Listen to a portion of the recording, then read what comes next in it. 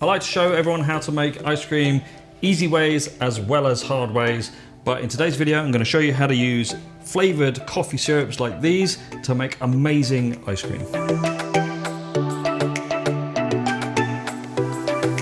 Yes, you can use coffee syrups like this to make amazing ice cream. You can use the sugar-free ones too, but you still then need to do a balance to make sure the recipe's right. These are loaded with sugar. This is, let me have a look, 66% sugar, 75% sugar, etc., etc., etc. But we can use this to an advantage because as a science-based ice cream channel, we can do some calculations and make sure that everything tallies up really well. Plus we get the flavor of the syrup that we're using. So let's get stuck in. I'm gonna use one of these and it's pistachio time. So pistachio ice cream using Monin syrup. It's actually like 2 days later now, hence the t-shirt change. But pistachio ice cream, Monin syrups, yeah, they're really easy to use. So as I said, you've just got to account for the sugar. And some of them will make the base curdle. There is a way around that, but you just got to be careful. So let's get the stuff we need. To start with, we're going to weigh out our ingredients in grams as we normally do, because that's the way you should weigh things. But I will put cup measurements on the screen for those that prefer to use cups. So let's get some ingredients in the pan. We're going to start with 344 grams of 2% milk. To that, we are going to add 317 grams of 33% whipping cream. And we're gonna get this ready because we're gonna use a stabilizer. We're gonna help this along because the stabilizer, if you're unsure, 61 grams of sugar into this little pot. If you're unsure as to whether you want to use a stabilizer in your ice cream, the easiest thing to consider is how long is it gonna take for you to eat your ice cream? If it's gonna take a while, then you should use a stabilizer, something like guar gum. We're gonna add our stabilizer into that. I'm gonna use an off-the-shelf stabilizer. I like to use different ones in every recipe because I can. And 1.5 grams of stabilizer if you use it. If you don't add it. You don't have to if you don't want to. Our stabilizer in with our sugar, stir that together. Stabilizer also helps to create a much better texture because it basically just thickens and joins certain molecules together. Milk, for example, 2% milk, that is 98% water. Cream, 33% cream, that is 66 recurring % water. There's a lot of water in ice cream. If you don't stabilize that, it can become quite icy. And that's why when you go to a lot of scoop shops, etc., or you make other recipes from other people online, it's a bit shit. I make recipes that aren't shit. Less jabber, we got that. We're gonna put in invert sugar. You can use any invert sugar you like. Corn syrup, golden syrup, glucose syrup, dedicated invert sugar from a company like Sosa is absolutely fine. 72 grams of this. 72 grams. Corn syrup is just a product made out of sugar. So it's sugar that is boiled down and is now a mixture of sucrose and fructose. It's a natural thing. Honey is the same thing. By using an invert sugar, you're using the different chemical structures of the sugar to create a different texture in your ice cream. In an ice cream that will go hard, then you can make it softer by including invert sugar. The fructose, which is just a natural type of sugar, by the way, will reduce the freezing point. It will actually change the texture of the ice cream, make it kind of chewy, softer. Lots of things you can do with sugars. Skim milk powder. Right, we got that. So we're gonna add in our skim milk powder into here, of which we need 52 grams.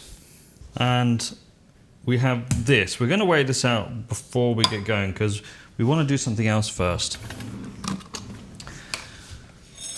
Our pistachio Monin syrup, 95 grams. And one more ingredient, 1 whole egg. But we're going to put these in separate. We need to get this warmed up. So let's get it on hob.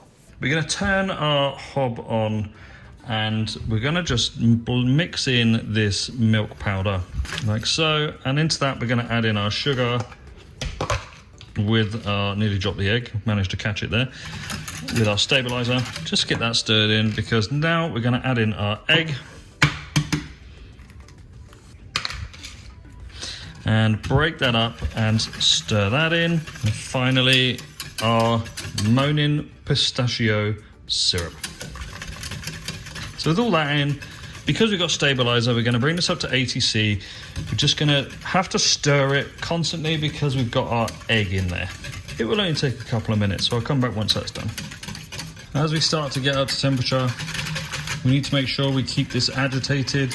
We don't want to cook that egg into scrambled egg, so we're just going to keep stirring it. We're pretty much there now anyway. We're going to turn the heat off and take it off the hob. Careful when you're using eggs. I don't like tempering eggs the old-fashioned way.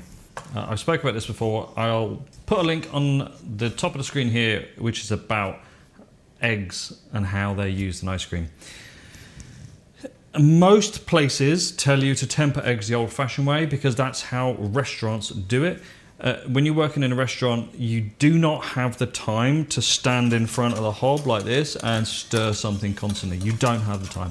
That is why they do it the way they do. That is why they bring up the rest of the ingredients to temperature, temper the egg yolks like that, pour it back in. You've got a very short window then where you need to stir. When you're at home, you have the luxury of taking as long as you want. So you can put the egg yolks, or whole eggs in this case, straight in the pan and just bring it up to temperature. All you need to do is just keep it agitated because if you don't, that egg will scramble. So with our mixture now completely homogenized, we're going to put it in a container like that. If you're unsure as to whether you have succeeded with your eggs, look in the bottom of your pan and you will see no bits.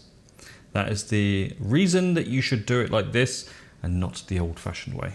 That is now going to go into the refrigerator to completely cool down, and then we'll churn it as normal.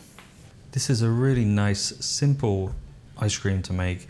Once it's completely chilled, take it out of the fridge and get it in your ice cream machine to churn. This will work in the Ninja Creami too, so once it's churned, take it out and load up your containers, and let's get some of this glorious Monin syrup pistachio ice cream dished up and see what it looks like. As you can see, it scoops really, really well. It has the perfect texture, perfect consistency. It looks incredibly creamy, smooth finish, mouth-watering. Just looking at it, I can smell the pistachio looming out of the bowl. Delicious. I mean, comparing this to a real pistachio ice cream, it's not quite the same. You don't have that real pistachio flavour. There's a slight artificial flavour to this, but that's not the point of this video. The point of this video is to take any Monin syrup, I don't know where they all are, over there, is to take any coffee syrup and turn it into an ice cream. Of all the different flavours of coffee syrup out there, you've got this huge selection available that you can turn into ice cream, from Irish cream, pistachio, hazelnut, just there, raspberry, marshmallow, toasted marshmallow, vanilla, butterscotch, all of those options now available to you. The flavours are not perfect. It's not the point. It's just, how do we make really good ice cream with whatever is available to us? I think this is about $20 Canadian, about 15 GBP, you know, somewhere between the two, 16, 17 USD.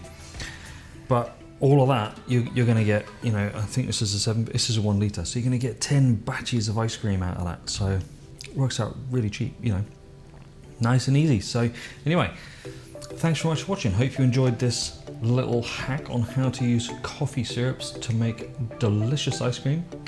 Give it a try, let me know what you think. Thanks very much for watching. Don't forget to like and subscribe. I'll see you next week.